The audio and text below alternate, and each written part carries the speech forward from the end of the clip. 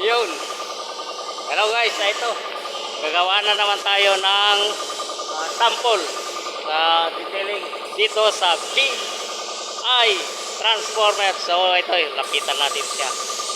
So, gagawa tayo ng sample sa detailing dito sa leather.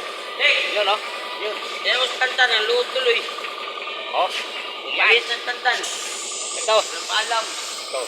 Puro Kaso may dalawa ba? marurumi silang dalawa. Oh. So ito. Ang material na natin ay ito. Degreaser. Oh. Degreaser. Ito ang trabaho ni Mang Felix. At and brush. Tapos yun oh. Malinis na tubig. So ito, gawin natin ang isa. Ito. Ang gawin natin ito ay spray natin muna. Ito. Yan oh. Spray natin. Oh. Tapos after 2 minutes o 1 minute kalahati, i-brush natin. So, i-brush ko muna. Yun oh. Oh, bumuti kagad. Hindi ko madibinas ng husto. Yun oh. Ito lang kalahati niya. Ito kalahati. Pero tingnan nyo itong isa. O, ilapit natin oh. Yun. Diba? Marumi din. Oh. Itong gawin natin na sample lang itong isa. Sample. Gawin natin sample ito.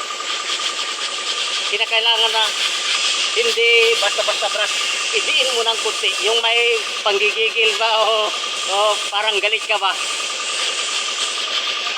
Dahil makapal yung dumi. So, kinakailangan mo medyo lakas ng kunti. Sandali i-brush ko muna. Oh, yun. Pagkatapos ng i-brush. Okay pa. Marumi pa. Punasan mo yung malinis na towel. Oh, di ba? Oh, may makita na ang diferensya, di ba? So, sandali. Patuyuin natin ng tuyong towel.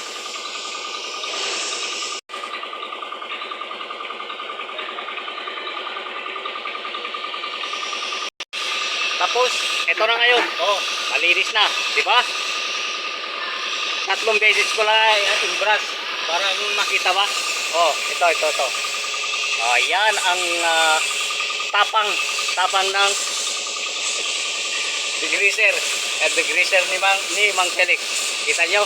Hindi basta degreaser, dapat may hinahalo tayo na chemical dyan na para galing sa atin ba? Oh, di. Yan ang niya oh. Diba? Pati dito. Oh. Okay na yan. So, ito. Nakagawa na naman tayo ng sample ng mga leather. Kahit gaano karumi yan o kaluma, kung talaga marunong ka na mag